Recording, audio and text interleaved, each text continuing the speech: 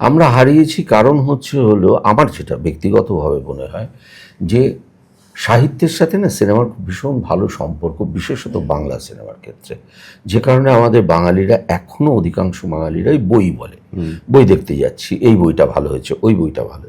বই কথার অর্থই হলো যে উপন্যাস থেকে সিনেমা হয়েছে বা গল্প থেকে সিনেমা হয়েছে। এবং একটা সময় তো আমরা যদি দেখি যে সিনেমা যারা তৈরি করছেন তারাও সাহিত্যিক। একটা সময় মানে 30-এর দশকের ওই সময় যখন সাইলেন্ট এরা থেকে জাস্ট বেরোচ্ছে, সেই সময় আমরা যাদেরকে দেখছি, শৈলজানন্দ, প্রেমেন্দ্র মিত্র থেকে শুরু করে প্রত্যেকে, হ্যাঁ স্যার, আচ্ছা, তারপরে হলো যে ধরো তারাশঙ্কর, তার এত সিনেমা, এত লেখা, শরৎচন্দ্র থেকে আমরা এত, সারা পৃথিবীতে কোনো রাইটারের এত ভার্সনের সিনেমা হয়নি যেটা শরৎচন্দ্রের হয়েছে। মানে ধরো আমাদের ভারতবর্ষেই শরৎচন্দ্র প্রায় 40টা মতো, 40 বার মানে ছবি হয়েছে।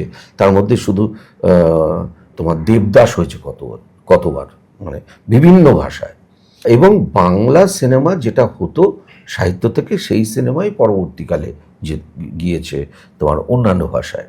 এই যে সাহিত্য থেকে যে সিনেমার দূরত্বটা যখন বাড়তে শুরু করলো, আমি বলতে পারি যে 2000 সাল থেকে 2026-এর এখন পর্যন্ত আমাদের প্রায় ছবি তৈরি হয়েছে 250 কাছাকাছি, এই আশেপাশে। এর মধ্যে সাহিত্য নিয়ে ছবি তৈরি হয়েছে মাত্র 35টা। 250টা এত কম হয়েছে? মানে 250টা ছবি? হ্যাঁ, মাত্র 250টার মতো ছবি হয়েছে 2000, মানে বিগত 6 বছরে। ও 6 বছরে, তাই বলছো? মানে 2020 থেকে 2020 থেকে 2026, হ্যাঁ, এই যে 6 বছরে 250টার মতো ছবি হয়েছে, তার মধ্যে মাত্র 35টা ছবি দেখা যাচ্ছে যে সাহিত্যিকদের।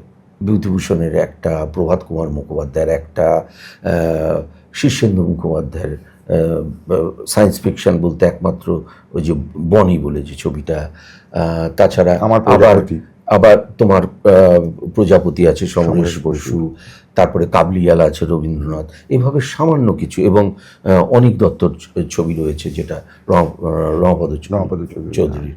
এই ধরনের মাত্র হাতে গুনে কয়েকটা